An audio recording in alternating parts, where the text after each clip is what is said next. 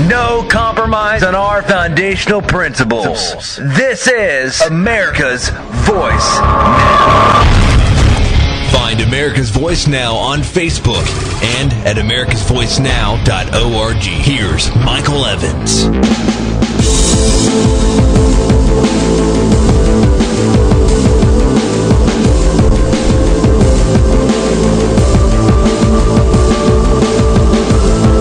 Good morning, America. Welcome to America's Voice Now. My name is Michael Evans. I'll be your host for this hour. We have a great lineup for you today. We are going to have an interview with Mr. Eddy Justice. Mr. Justice is the chairman of the 8th District Republican Party, and he will be joining us this morning to talk about the Jo Ann Emerson debacle. Basically, she has, if you're not aware, if you've been asleep, if you live under a rock, she has vacated the office. After winning the election 28 days from that date, she's decided to go take a job for $2 million a year and put all of the experience that she has gained as a state or as a representative in the House to good use as a lobbyist. Mr. Justice is the the chairman of the 8th Congressional District for the Republican Party. And he will be joining us this morning to inform us as to where things stand. There is a new election coming up. There are, I believe it's 12 different candidates who are currently running to fill Jo Ann Emerson's seat.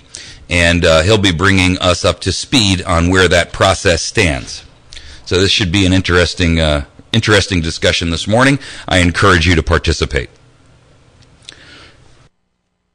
For my bullet points this morning, I would like to talk about a new bill that has been filed by Missouri lawmakers to bar the federal government from enforcing a gun ban. There are actually two legislative initiatives that I'm aware of, and they have both been filed in the Missouri legislature, essentially to thwart an upcoming ban that either Congress may pass, the federal Congress may pass, and or the president may institute with unconstitutional executive orders, including the 23 he filed yesterday. Unfortunately, the news leader in Springfield has made an indication that they believe that the state legislation may be largely symbolic. I want to clear your opinion on this. This is not largely symbolic or even minutely symbolic. This is an actual uprising of the citizens of the United States against a government largely out of control, both state and federal. So let's make it clear, and let's be clear about where we stand on this. Federal law, while the courts may have ruled that it supersedes state law, federal law does not supersede the sovereignty of individual states. We have a thing called the 10th Amendment. And those of you at the News Leader, I strongly recommend that you read it. Because what it says is that states are not subject to a federal government out of control. States have their own sovereignty. And an unconstitutional law is no law at all. Senator Brian Munzlinger has stated, we need to stand up for our rights and how we interpret the Constitution here in Missouri. Thank you, Senator. I greatly appreciate your understanding of the Constitution. The bill would make it a crime to enforce any new federal law or executive order that further restricts or bans the possession of semi-automatic firearms or any ammunition clip. Sorry, folks over at the News Leader, it's not a clip. It's a magazine. And if you don't know the difference, you probably shouldn't be writing about this. Enforcement of new laws requiring registration of a weapon or ammunition clip would also be illegal. Enforcement by a federal agent or an employee would be a Class D felony. For state officers or employees, enforcement would be a Class A misdemeanor. I'm sorry, but I think that needs more teeth. Anyone who violates the sovereignty and the rights of Missouri citizens should be banned permanently from office, and it should be a felony, a maximum felony, not a misdemeanor. Class D felonies are punishable by up to 4 years in prison. Class A misdemeanors can be sent to prison for up to a year. The bill has an emergency clause, and it would take effect immediately if it were passed. Senator Bob Dixon from Springfield and Senator Jay Wasson from Nixa are both signed on as co-sponsors. Dixon has told the news leader his co-sponsorship is meant as an endorsement of the concept rather than the specifics of the legislation. Hey folks, how much more bubblegum mealy-mouthed nonsense can we get? He said he has heard from constituents who are fearful their rights are being eroded. I'm sorry, sir. I appreciate the fact that you've signed on, Mr. Dixon, but with all due respect, don't endorse a concept. Stand up, take a stand, draw a line in the sand, and have some brass. Represent, support, and defend your constituents. The conversation really needs to be about mental health, said Dixon. Similar bill filed Tuesday by Missouri State Rep. Casey Guernsey is co-sponsored by more than 60 representatives. Hear, hear, cheer, cheer. Thank you, gentlemen and ladies, including Rep. Eric Burlinson in Springfield. Guernsey states, limiting the right of law-abiding citizens to keep and bear arms is a non-starter. Thank you, sir. I would like you to go forward utilizing the phrase, no compromise. Just say no to gun control. On the Senate floor, the House Speaker Tim Jones did not take a stance on the measures when questioned by reporters. Mr. Jones, as the Speaker of the House, it is obligatory on you to lead. Don't give us another John Boehner in our State House. We don't need that. We need a man who's willing to stand up, grab the bull by the horns, get in there, pull out the 6-gun, and start shooting. Figuratively of speaking, of course. Kurt Schaefer from Columbia said gun rights are fundamental principles that the country has been founded upon. Some Democratic lawmakers are stating that the bill is a waste of time, citing that the general supremacy of federal law over state laws trumps state legislation. I disagree. In fact, I wholeheartedly disagree. Any attempt by this government, state or federal, to usurp the rights of Americans to own, keep, bear, possess, utilize, carry, or otherwise involving a firearm will be construed as an act of treason, state and federal. If you support gun ban legislation and any limitation on Missouri rights or Missourians' right to own a weapon, then you, sir or madam, are guilty of treason. If you don't take a stand, you also are guilty of treason. Why? Because you cannot betray the people who have elected you to stand firm, take a stance, and do the right thing. And that's my bullet points. We're going to be joined this morning by Mr. Justice. He'll be joining us in just a moment. And I would encourage you to stick close and hang out for this opportunity to hear what he has to say. Mr. Justice is the chairman of the Republican committee, and he will be joining us this morning to talk further about this Jo Ann Emerson debacle. He'll give us information, news, and an update on where this thing stands, what we can expect going forward in the process, and how we can see this shakedown. You're listening to America's Voice. You're welcome to follow us on Twitter. You're going to have to search for us. Just type in _ America's Voice _ on Twitter. You can find us on Facebook at facebook.com / America's Voice Now. And you can also find us on YouTube at youtube.com / America's Voice Now. We'll be back in just a moment.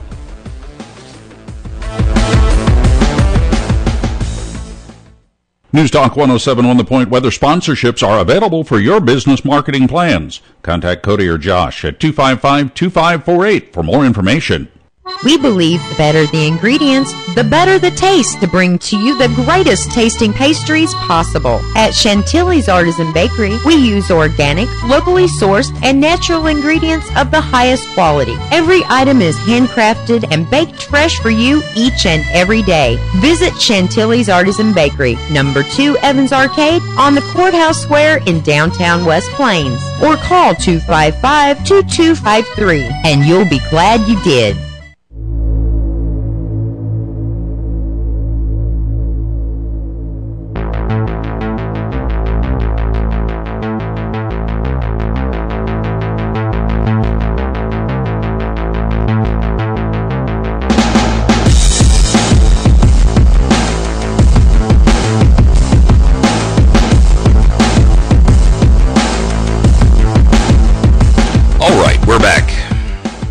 We're going to be joined this morning by Eddy Justice.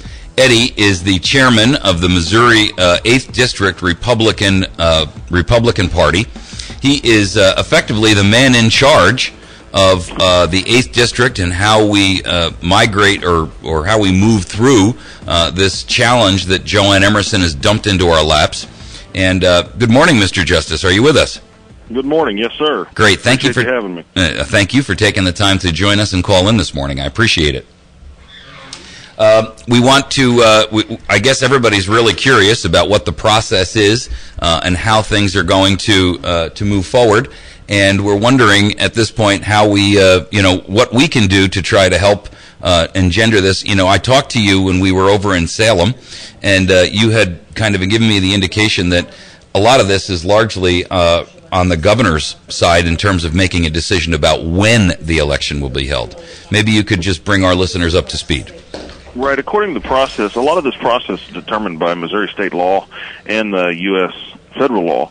And basically what happens is once Jo Ann Emerson notifies the Secretary of State and the governor's office that the seat is officially vacant, then the Secretary of State has a responsibility to notify me and my counterpart on the Democrat side within 24 hours, and then I have to schedule a meeting for nomination. And so do they, and then the two that come out of those two meetings will meet in a special election to hash it out in a general election situation to fill that seat. Now, the governor, at the point that the seat becomes vacant, has to, at some point, issue a writ of special election that he has. The only requirement that is left on him under law is that he make it no sooner than 10 weeks from the day that he calls the election. So it can be as little as 10 weeks, but there's no requirement as to how long it can be. Right. The State Department has gotten involved, and they have several laws that they have in situation as well, which is going to try to drag it out. I foresee the Obama administration being involved in this to try to drag it out as long as possible to keep the seat vacant as long as possible, considering some of the legislation that they have coming up regarding the debt ceiling, regarding immigration and gun control. Yeah, well, part of that, of course, is concerning to us because that means we will be without representation at a very, very critical point in time. Right. Minimum of 10 weeks. I project it'll probably be until August. That is awful news. Well, our forefathers were upset about taxation without representation, and I think we're going to be in the same situation for a little while. That is disappointing to hear that they can drag this out. Because we have some very, very critical votes coming up here, especially. Well, it's all political, and back during the presidential election, they talked about restricting our deployed armed services guys from getting ballots, and because they had a feeling that they would probably be able to, or most of them would vote on the Republican side. Now they're using our armed services deployed people to drag this out even farther. So it's obviously just a political ploy to drag this out. It's not actually legitimate reasoning. Right. Well, and I expect nothing less from the current administration, with all due respect. I mean, they have shown us in so many ways that they are willing to utilize advance their political ideology regardless of how many bodies they have to step on, figuratively and literally. Whether it's the governor or the president, there is absolutely no limit to what they will do in order to advance their political agenda. So, is there any way that we, as citizens and voters and the affected, if you will, right, can influence the governor to speed this process up? I mean, can we, if we were to slam his office with unlimited telephone calls, letters, handwritten or emails and what have you, I mean, can we influence this, or does it matter? Well, I hate to dump cold water on anybody who wants to make a difference, but we've seen in the past that the governor has insulated himself a layer upon layer of people, and it's very difficult to get anything to him as far as anything that would influence him to do anything. I always encourage people, if they want to make phone calls or email or write letters or whatever, to go ahead and do that, because that, with other things, may accomplish a purpose. But he's very unresponsive when it comes to things that go against what he thinks are politically advantageous to himself. Yeah. Well, I mean, I'm discouraged that Nixon even got back in, because, quite frankly, you know, we have a House and a Senate where we have a majority in both, and so the problem, of course, is irrespective of where we go, you know, legislatively, he has the opportunity and the ability to basically trash the entire agenda, regardless of the fact that the voters call for something, and I find that, you know, disturbing to say the least, especially when we are in such critical political times. Well, and considering we're in the 8th District as well, we don't have the population center, so we are not his number 1 or number 21 concern. Right. We are way down on his list because he knows that this is a conservative district and that he's not going to be able to get a lot of money from down here, and he doesn't get a lot of votes from down here. Sure. So inherently, we're against it. We're not a priority for him. I get it. I want to touch base with you on the candidates for a moment, so that you can kind of bring us up to speed. We have, what is it, 12 now? 17. 17. Okay. Yes, sir. I've forgotten how many were at Salem. I thought it was 12 or 13. And there were 12 at Salem. Yes, sir. Okay. Are more throwing their hat into the ring, or were they just not able to make Salem? They were not able to make Salem. It's been a pretty solid list since about 3 weeks before Salem, and then these 17 have been pretty steady. There hasn't really been any get on or take off in that time period. I gotcha. So tonight, what's occurring tonight? Tonight in Cape Girardeau at the Concourse, it's on Broadview Street in Cape Girardeau. The pachyderms of Southeast Missouri are putting on a forum. It starts at 7 o'clock. Each candidate will be allowed a few minutes to introduce themselves, and then all the candidates will exit the room, and then one candidate will come in at a time and answer specific questions that are made up and by the Pachyderms Club and former radio talk show host in Cape Girardeau, Fawn Riggins, will be the moderator. And that'll happen there, and it's open to the public. Priority seating will be given to the Pachyderms Club members as well as the voting members of the 8th Congressional Committee. I see.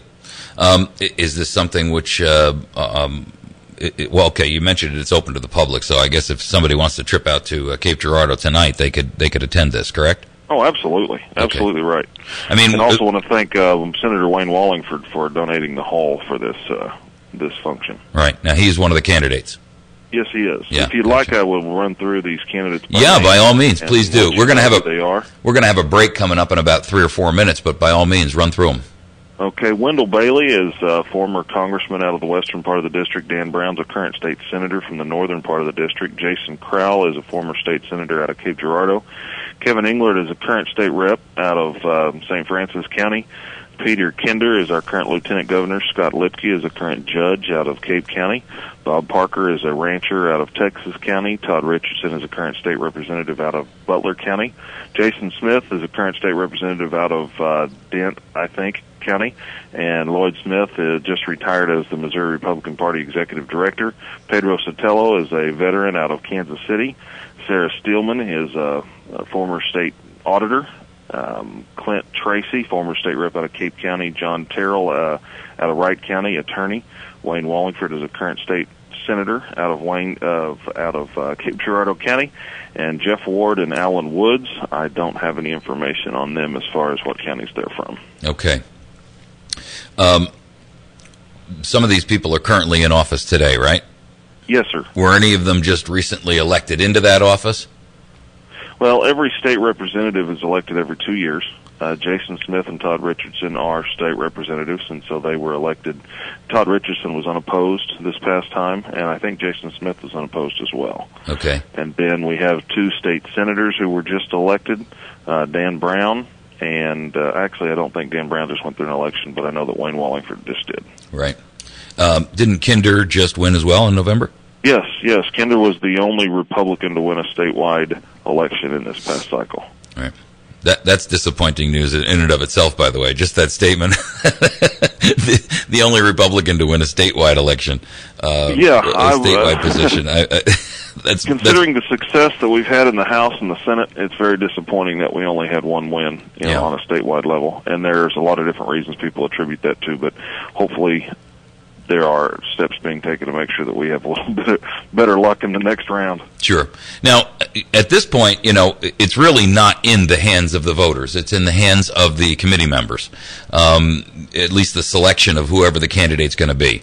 And whether we vote in April or August or November or whatever the case may be, right. We're not really going to have an opportunity to have our say until that point. How would you suggest or recommend that the average voter have influence in this decision-making process? Because I've spoken to a number. I've spoken to a number of committee members. I've spoken to different Republican committee members in different counties. I have to tell you, I've heard direct responses from folks that have said that certain leadership individuals have said, it doesn't really matter what the voters think. They're going to vote what they feel is the appropriate thing, and that to me is not representation. I expect representative, regardless of whether you are in an elected position within the House or the Senate or the federal Senate or House, that you do what the voters in your district want you to do. Otherwise, you're not a representative. You're a dictator, regardless of how small your fiefdom may be. I'll take a slightly different stance than you on that one.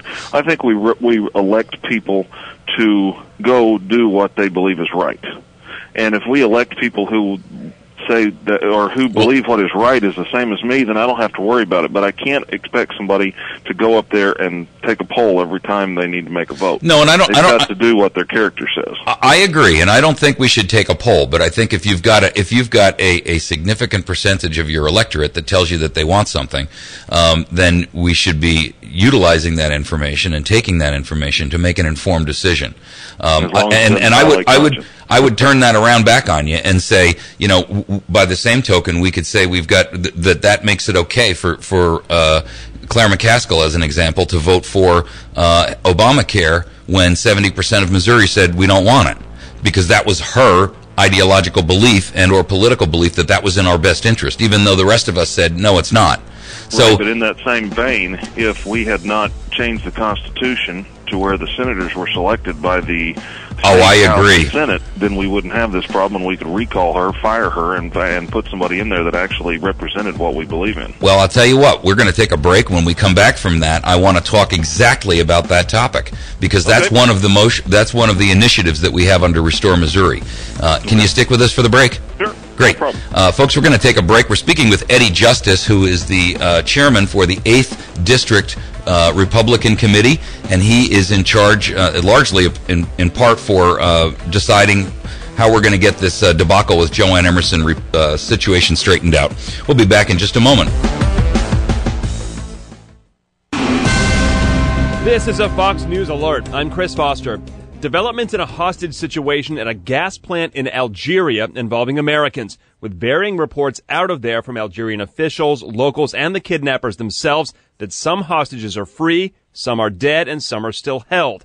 This is after an Algerian military raid. Here's Fox News Radio's Simon Owen. At least some of the Americans kidnapped at a gas facility in Algeria have managed to get away from the situation, but the State Department is still trying to account for all U.S. citizens who were missing. Militants had claimed to have as many as 41 Western hostages. Fox News also understands special forces out of Fort Bragg were mobilized last night to help with the situation. It's not clear if they arrived in time to help. Muslim militants captured that BP facility in Algeria yesterday. This is a Fox News Alert.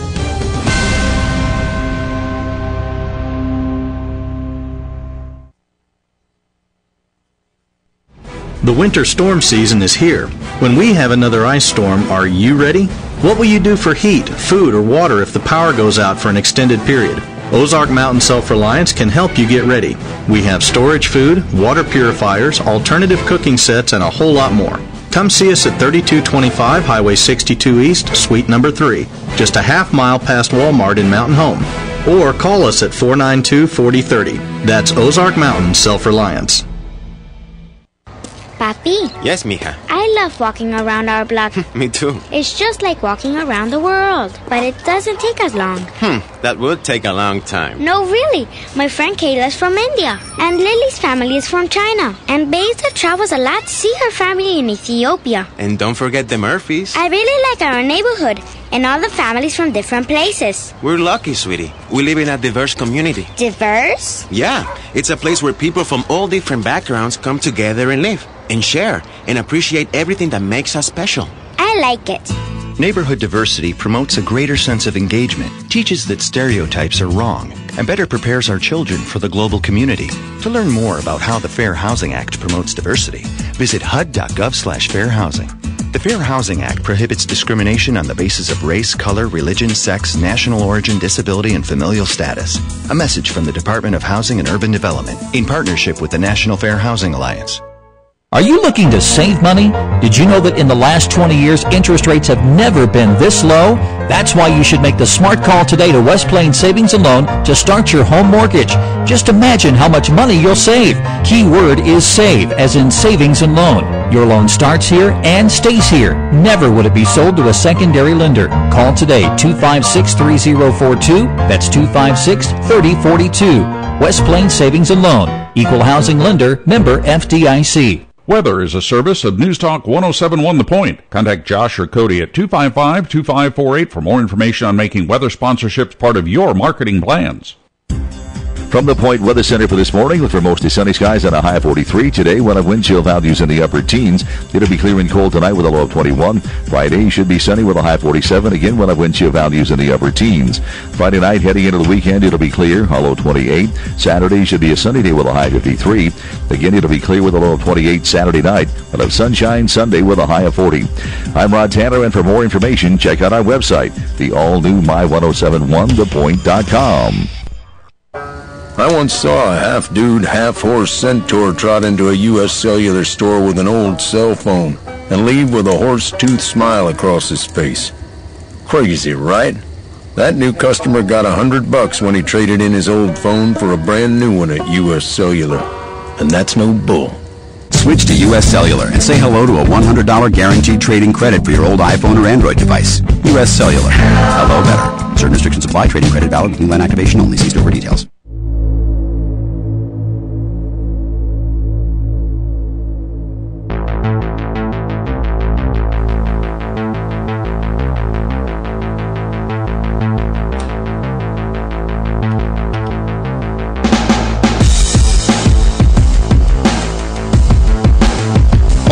Back, you are listening to America's Voice Now. My name is Michael Evans. We are joined this morning by Eddy Justice, the chairman of the 8th District, or 8th Congressional District Republican Party.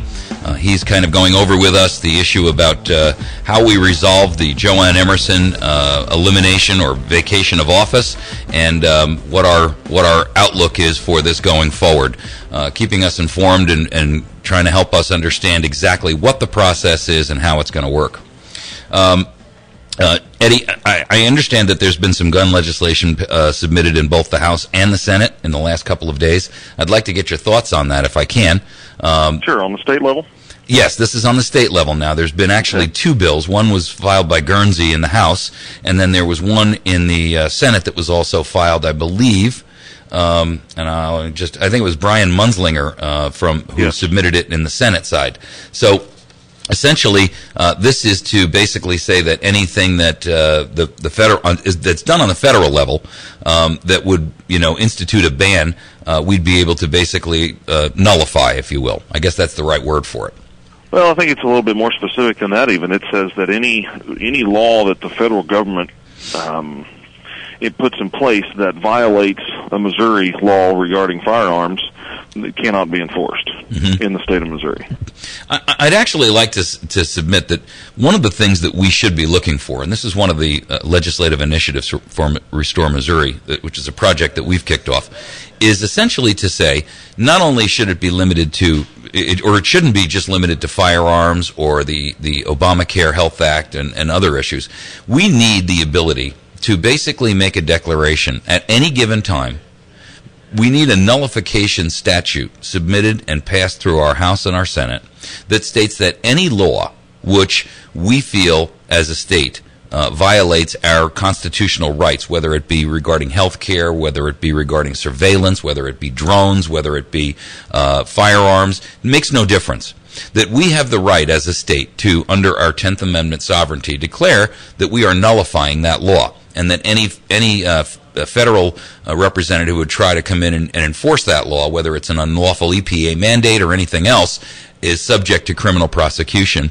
And any state representative or employee, if you will, who would try to assist the federal government in doing that, including the National Defense Authorization Act of indefinite detention and things like that, that they also could be charged and criminally. Right. I'd like your thoughts on that. Well, I think it's a lot more complex than that. I agree with the idea of enforcing the Constitution as it was written by our forefathers. That's an absolutely vital stand that we've got to take. It gets a little intriguing when you've got people interpreting the Commerce Clause so broadly that it completely eliminates any possibility of what our forefathers actually stood for when they wrote Article 1, Section 8 and the 10th Amendment of the Constitution. Right.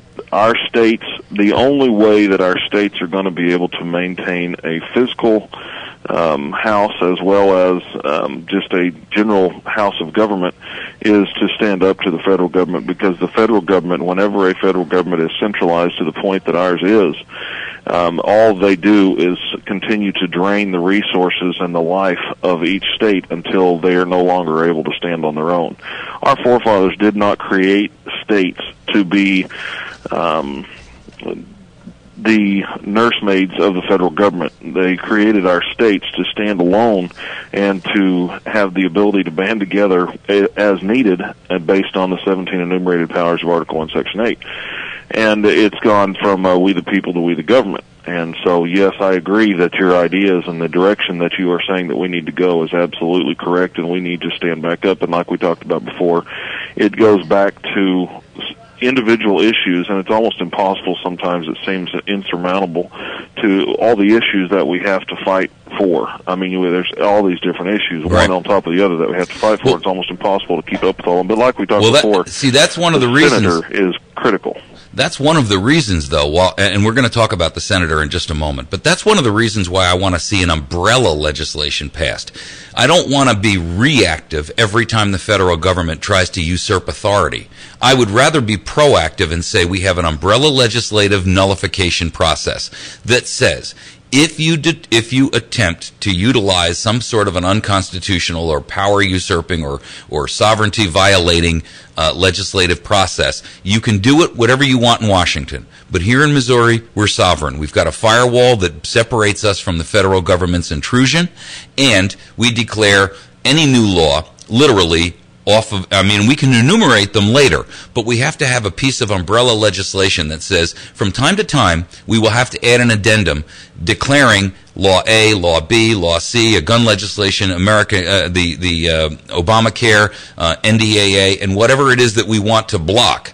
But we have to have the umbrella legislation that gives us the framework to do that. Well, we have that legislation in place already, and it's called the United States Constitution, but do we need to have that on the state level as well? I would have to agree that that's something along those lines to say, you gave us the U.S. Constitution, now we're going to enforce it. Well, I think there's two reasons why we need to have it. One, it simplifies the process, and it rapidly speeds up the process to say that any time the president, as an example, declares an executive order, we have the immediate right to say, oh, sorry, that one's added to the list, we're not following it. Secondarily, it also sends a very clear message to Washington, and it puts Missouri in the forefront as in a leadership role for directing the actions of other states who will follow our lead to develop sovereignty legislation that will essentially declare to Washington, we're not going to play. We're not going to participate. You guys can pass whatever you want there. Also brings us back to the idea that one-size-fits-all central government doesn't work. Absolutely you've not. got people that are from Connecticut or Vermont and Virginia, Republican and Democrat, writing this bill, this cap-and-trade bill. Sure. And it penalizes coal-producing states. Well, that one-size-fits-all energy policy does not work in the state of Missouri, and Absolutely that is why not. the 10th Amendment said that anything not enumerated, these powers are left to the states and the people respectively, because we cannot exist as a state on an energy level under the cap-and-trade legislation, because they think that who died and made them executor of the estate on energy. Executor of the entire estate. It's frustrating to me because where would these states be on an energy level if it wasn't for coal-producing Midwestern states? And yet they thumb their nose in our face. They want to double our energy bill, and they don't understand because they don't live on coal-produced power. So it's the centralized government, one-size-fits-all, is something that our forefathers absolutely knew was critical as something that would hurt the states, and they needed to avoid it, and that's why they wrote the Constitution in the way they did. I want to jump to this issue of withdrawing senators and Congress people, because we have a problem where the senators are no longer chosen by the legislature. They are now chosen by the people, which has basically left them in a position where they have no accountability back to the state that they represent. I believe that should be repealed on a national level so that legislatures can call a senator back in and say, excuse me, the vote you're about to take doesn't appear to be representing our state appropriately. You're voting based on a party line, not on what's in the best interest of the state that you are allegedly representing. And it also gives us the ability to effectively grab a senator, drag them back from Washington, and say, you have violated your oath to our state, and therefore you are fired. Well, one of the things that our forefathers were worried about is mob rule. They want to do everything they could to avoid mob rule in our federal government, in the system of government. And that's why they made the House of Representatives be popular vote. They made the presidential election be the Electoral College, and they made the Senate be appointed by state legislators. And answerable to the legislature. Exactly. Answerable to. And so at that point, when they did it that way, they showed that the elected officials in the state could actually fire a U.S. senator for not doing their job. Now, you not only have the problem of the U.S. senators not being responsible to the legislators in their state, but they're also susceptible to corruption because they have to campaign and be raising money and doing all this every 6 years. And if they were only accountable to their state legislators, then we wouldn't have to worry near as much about them being responsive only to lobbyists and being more responsive to the people who actually sent them up there and could bring them home at any time. Now, a constitutional amendment to change that would be difficult because we got to get the entire nation to agree. However, in Missouri, we can pass legislation that says, irrespective of the fact that the Constitution has delegated that to a popular vote, what we can do is we have a right, if you have chosen to violate your oath of office to us, to pull you back anyway and remove you from office. And I think that is an initiative under Restore Missouri that we're going to drive for. We absolutely have to have an ability to take a senator out of control and remove them from office and pull them back in here and say, you may not, under the Constitution or under the constitutional amendment, be answerable to the legislation, but you are answerable to the voters, and the voters have filed an initiative to say, you're no longer representing us. And that way, senators have an obligation to be watchful and mindful of the folks back home. Because right now, no one has control of them. Try to get a hold of your senator. How many times have you ever spoken to Claire McCaskill?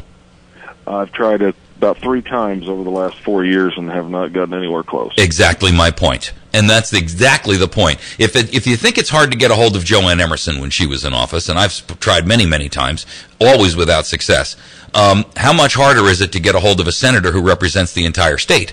I mean, it's just ridiculous. Well, I've got to stand up a little bit on that one because I have been able to get a hold of Jo Ann Emerson. Yeah, but wait a minute. You're in a different role. I'm a voter, right? She doesn't answer to me. She never did. And you know, you're in a different role because you're in the political game, and she has to answer to you if she wants to curry the favor of the party. So, with all due respect, that's a different scenario there. You know, that's like saying that, you know, a brain surgeon can get a hold of another brain surgeon, but if I try to call a brain surgeon, he's like, look, I don't know what this guy wants, and I'm not going to give him the time of day. So, well, I have to thank you for the compliment. I've never been compared to a brain surgeon before. Well, sometimes I think we need to open up the heads of these politicians and reach in there with a spoon and stir things up a little bit. You know, I'm a big advocate of you know, making sure that we have legislators in place who are willing to go in there and not toe the party line. I know you represent the Republican Party, but I have to tell you, I don't think the Republican, and my listeners will know, I say this on a routine basis, neither the Republican nor the Democrat Party truthfully fairly represents the American citizen anymore. They are interested in, they have a party agenda, and they want to follow that, and they want to make sure that the people that they put into office follow that. And with all due respect, I'm not so sure that that's always in our best interest. I mean, if you look at some of the stuff that goes on the federal side, I'll give you a perfect example. Right to work. Michigan's got right to work, but we don't. Now, you got to be kidding me. I asked Tim Jones in a public meeting when he was doing his bus tour, why can't we get right to work here? And he told me that because there are certain elements in the House who would be unwilling to vote for that because they would lose their seat. Now, if there's one thing that we need, there's a decent number of people in the House. I say a decent number. I don't know the exact number, but there are people in the House who, if the Missouri had not trended to the right like it has over the last several cycles, they would have run as Democrats. And so you're going to have that problem, and I'm not saying it's good. I disagree 100% that if you're I'm just using that to explain the fact that parties vote party way, right, instead of what's right. The other reason he gave was that the governor Nixon would veto it, and I agree he probably would, but that's why we have a veto-proof majority in the House and the Senate to use it. If we have a big stick, but we refuse to ever use it, then what's the point of having it? Well, it goes back to the age-old problem of unfortunately, our society, our political society has gotten to the point where it's not about doing what's right anymore. It's about running for re-election the day you get in office. Bingo. And the best way to eliminate that is to make sure that, you know, we're actively involved and that we have checks and balances on our legislators so that when they violate their oath of office and they are no longer representing us as they allege to do when they're going to run, that we have the ability to grab a hold of them, pull them back, and I'm talking about down to the district level. I mean, if you've got a representative in the House of the state of Missouri who is not representing the voters in that county, then that county ought to be able to get together and say, you know what, you're either going to have to start doing what we want in this area, or we're going to have to remove you and replace you with someone else. And I think it'll take a major initiative like you're talking, because it's like trying to get a legislator to vote themselves a pay decrease. Good luck. I get it. But you know what? The simple truth of the matter is that we don't have a choice anymore. This has gone so far that unless we make dramatic change, unless we take bold steps, we are in big trouble. So, hey, we're going to take a break. One thing I would like to touch base with you on when we come back is the issue of this right-to-work legislation. I'd like to just get your feeling on whether or not you think that we could try to drive that legislation through. And I'll tell you why. Under Restore Missouri, if we have right-to-work in this state, we become far more attractive to all of these companies that are being financially penalized with, high taxation and regulatorily penalized by, in the coastal states, right? So all these companies that are pouring out of California in droves and are pouring out of New York and Connecticut and places like that where they're just fed up with the taxation and the regulation, they would be willing to come here instead of going to Texas or Oklahoma or someplace like that. So if you can stick with us for the break, I'd like to hear your thoughts on that, and then we can wrap up and I can let you go get some coffee. All right, man. Appreciate it. All right. Hang on for a second. We'll be right back. Folks, you're listening to America's Voice Now. You can catch us every day here, and we'll be back in just a moment with Mr. Justice. When it comes to bullying, don't validate, eliminate. Adults have the power to stop bullying in our schools. I'm Dennis Van Rokel, president of the National Education Association. It's up to us as educators, as parents, as adults, to stand up on behalf of bullied kids. Help us create safe, bully-free learning environments for all students. One caring adult can make all the difference. Be that adult and take the pledge at NEA.org/bully-free. A message from the National Education Association. My name is Sue Smith. I'm 38 and I work at a graphic design company. And the teenage me would tell you, I wouldn't be into drawing and art if it wasn't for Big Brothers Big Sisters. My big sister showed me early on that I could do anything. And to the young me, that meant a lot. My big sister's name is Sheila, and Sheila is the reason that this 8-year-old grows up to have an amazing job as a graphic designer. Whether you donate money or time, you're helping Big Brothers Big Sisters help a child. Start something today at BigBrothersBigSisters.org. Brought to you by Big Brothers Big Sisters and the Ad Council. Today is Saturday. Salad on Saturday, fruit on Friday, bubble on Thursday, water Wednesday, touch your toes Tuesday, let's move Monday, swap us next Sunday. 60 minutes of physical activity a day and eating well can help get your child healthy. So keep them active and eating well every day. Get ideas, get involved, get going at letsmove.gov. That's letsmove.gov. A message from USDA, HHS, and the Ad Council.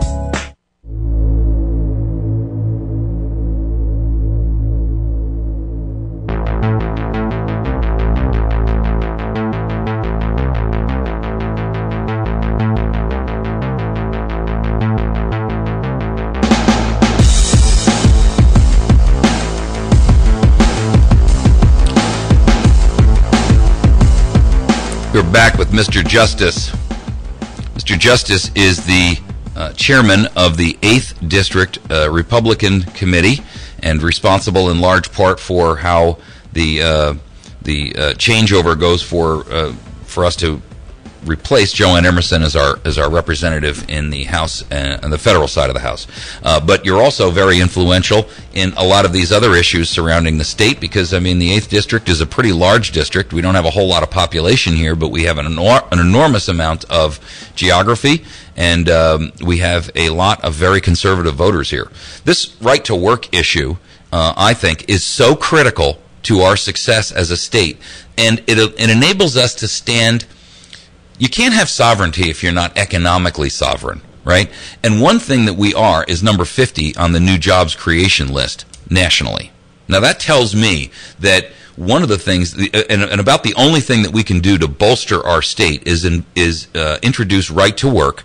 And I have to tell you, I spoke with Jones at his bus tour, and he wants to institute something that takes the teeth out of union dues by saying, well, you can appoint your union dues not to go to candidate re-elections.